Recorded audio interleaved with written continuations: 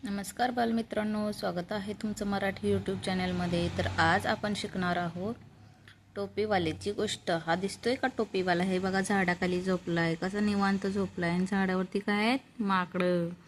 माकडांच्या डोक्यात काय आहेत? टोप्या। तर चला आपण ही गोष्ट शिकूया। तुम्ही ऐकली असेल तरी पण ऐका।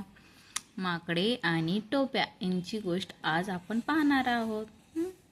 तुम्हाला रोज ऐकायची ही गोष्ट, म्हणजे तुमची ही गोष्ट पाठ होऊन जाईल। ठीक आहे, चला सुरुवात करूया। एकदा एक टोप्या विकणारा माणूस दमून एका झाडाखाली झोपला होता। म्हणजे टोपीवाला। ठीक आहे, टोप्या काय करायचा? तो विकायचा। तो खूप दमलेला होता म्हणून तो काय केला? झाडाखाली झोपून गेला। एवढ्यात काही माकडे आली। त्या तो झोपलेला होता तेव्हा तेव्हा काय झालं? माकडे आली आणि त्यांनी त्या माणसाजवळील सगळ्या टोप्या पळविल्या। मग त्या माकडांनी काय केलं? तो टोपीवाला झोपलेला आहे इथं बघा, झोपलेला असताना त्याच्या काटोड्यातल्या सगळ्या टोप्या पळवून नेल्या माकडांनी। सगळ्या टोप्या पळवल्या। झोपेतून उठल्यावर त्याला कळाले की आपल्या टोप्या पळवल्या गेल्या आहेत। तो जेव्हा झोपलेला असतो तेव्हा त्याच्या टोप्या कोणी नेलेल्या आहेत? माकडांनी। मग तो जागा झाल्यानंतर झोपेतून उठल्यानंतर त्याला काय समजलं? आपल्या काटोड्यात टोप्याच नाही आहेत, कुणी नेल्या? त्याने रागाने माकडांना एक दगड फेकून मारला। त्यानं झोपून उठल्यावर कोणाला बघितलं? झाडावरती माकडांना। मग माकडांना काय मारला? त्यांनी दगड मारला। मग माकडांनी काय केलं? माकडांनी त्याला झाडावरील फळे फेकून मारली। मग माकडांनी काय केलं? झाडावरती जी फळे मग ती फळे कोणाला मारली? टोपीवाल्याला मारली। टोपीवाल्याने स्वतःच्या डोक्यावरील टोपी रागाने डोक्यावरून खाली फेकली। मग हा जो टोपीवाला आहे त्याला राग आला।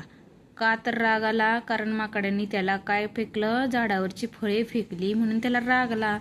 मग टोपीवाल्याच्या डोक्यात एक युक्ती आली, म्हणजे आयडिया सुचली त्याला की आपण आता टोप्या कशा घ्यायच्या माघारी माकडांकडून। म्हणून त्याला एक आयडिया सुचली की स्वतःच्या डोक्यातली टोपी त्याने खाली फेकली। मग त्याने काय केलं? एक आयडिया केली, डोक्यातली टोपी खाली फेकून दिली। टोपीवाल्याने स्वतःच्या डोक्यातली टोपी रागाने डोक्यावरून खाली फेकली।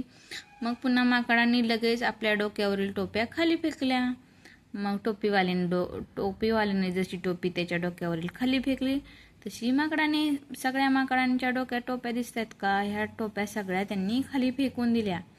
का फेकून दिल्या? कारण टोपीवाल्याने सुद्धा आपल्या डोक्यातली खाली टोपी फेकलेली, म्हणून माकडांनी पण आपल्या डोक्यातली टोपी खाली फेकून दिली। मग काय केलं? टोपीवाल्याला टोप्या मिळाल्या। मग टोपीवाल्याने टोप्या गोळा केल्या सगळ्या माकडांनी खाली फेकलेल्या, आणि त्या टोप्या त्याने त्याच्या काटोड्यात बांधल्या। आणि नंतर तो काय केलं? त्यानं टोप्या विकायला घेऊन गेला।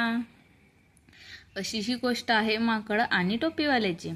तात्पर्य काय आहे गोष्टीतून? तुम्हाला काय शिकायला मिळालं? शहाणी माणसं प्रत्येक संकटावर मात करतात। म्हणजे टोपीवाला किती शहाणा आहे बघा, त्याला टोप्या पाहिजे होत्या म्हणून त्याने त्याच्या डोक्यातली टोपी खाली फेकली, म्हणूनच माकडांनी खाली फेकली। मग त्याला त्याची युक्ती कामास आली। मग अशा प्रकारे त्यानं त्याच्या टोप्या त्याच्यापाशी घेतल्या।